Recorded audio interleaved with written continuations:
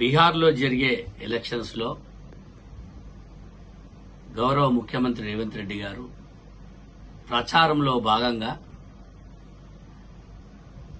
కాంగ్రెస్ ప్రచారంలో చేస్తుంటే కాంగ్రెస్ పార్టీ అధికారంలోకి బీహార్లో వస్తుందని తెలుసుకొని బీహార్ ప్రజలను అసభ్యకరంగా మాట్లాడిందంటూ ప్రశాంత్ కిషోర్ చేసిన వ్యాఖ్యలను తీవ్రంగా ఖండిస్తున్నాం.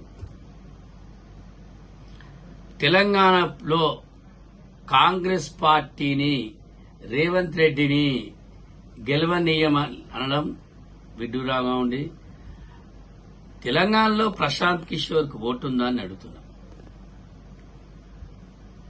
ఈ మధ్య ప్రశాంత్ కిషోర్ కి ఎక్కడ బుకింగ్ లేవు, లేక మన వేణుస్వామి లెక్క జ్యోతిష్కం చెప్తూ బతకాల్సిన పరిస్థితి ఉంది ఆయనకి. ఈరోజు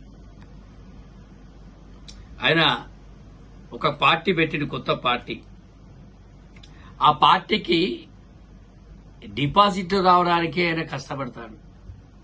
గెలుచుడు పక్కన పెడితే దాని మీద ఆయన గెలవలేక, ఆయన అభ్యర్థులు గెలవలేక కొత్త పార్టీ భ్రష్టు పడే పరిస్థితిలో ఉంది తెలుసుకొని ఒక నింద మోపాలి అనే ఉద్దేశంగా బీహార్ ప్రజల మీద చెడుగా మాట్లాడిండు రేవంత్ రెడ్డి. కనుక తెలంగాణలో నెక్స్ట్ ఎలక్షన్ లో రేవంత్ రెడ్డి ఓడిస్తామంటూ చేసిన వ్యాఖ్యలు చాలా అవివేకం. ప్రశాంత్ కిషోర్ నువ్వు కాదు, మీ అయ్య వచ్చిన తెలంగాణలో రేవంత్ రెడ్డి గారిని ఓడించే తరం కాదు. మళ్ళీ ఒక 5 సంవత్సరాలు కూడా రేవంత్ రెడ్డి గారే కాంగ్రెస్ పార్టీని అధికారంలో తెస్తాడు, మళ్లీ ఆయనే ముఖ్యమంత్రి అవుతాడని నేను చెప్తున్నాను.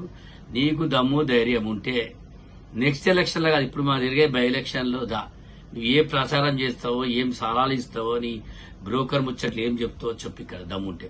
గతం ఎలక్షన్లలో ఏపీలో, తెలంగాణలో, మహారాష్ట్రలో, చాలా రాష్ట్రాల్లో ఎలక్షన్ల సర్వే పేట కొన్ని కోట్ల రూపాయలు అందరి దగ్గర వసూలు చేసిన నీతి నీది. నువ్వు రేవంత్ రెడ్డి అనడం తీవ్రంగా ఖండిస్తున్నాం. నువ్వు ఈసారి తెలంగాణలో అడుగు పెడితే నీకు చెప్పులతో స్వాగతిస్తామని మేము తెలియజేస్తూ, ఇంకొకసారి రేవంత్ రెడ్డి గారి మీద తప్పుడు వ్యాఖ్యలు చేస్తే ఖబర్దార్. ఏదైతే వ్యాఖ్యలు ఇప్పుడు నువ్వు విన్నావో వాటి వెంటనే విరమించుకుంటేనే నువ్వు తెలంగాణ అడుగుపెట్టాలి, లేకపోతే నువ్వు తెలంగాణ అడుగుపెట్టనే బిడ్డ జాగ్రత్త.